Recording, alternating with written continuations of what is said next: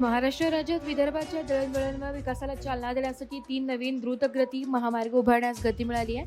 नागपूर, गोंदिया, भंडारा, गडचिरोली आणि नागपूर चंद्रपूर या 3 महत्त्वाच्या द्रुतगती महामार्ग प्रकल्पांना हडकोकून कडून कर्ज उभारण्यास मान्यता देण्यात आली आहे.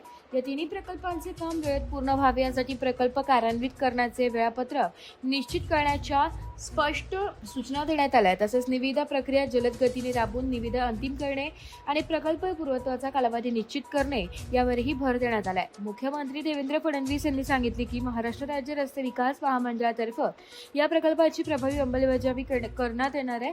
विदर्भाच्या सर्वांगीण विकासासाठी हे महामार्ग गेम चेंजर ठरणार आहे. या प्रकल्पासाठी आवश्यक भूसंपादन प्रक्रियेला गती देण्यासाठी हडकोकडून कर्ज उभारणीचा प्रस्ताव वित्त विभागाशी समन्वय साधून तातडीने मार्गी लावण्याचे निर्देश देण्यात आले. स्वराज्य न्यूजसाठी तालुका प्रतिनिधी विजय लाड, चामोर्शी.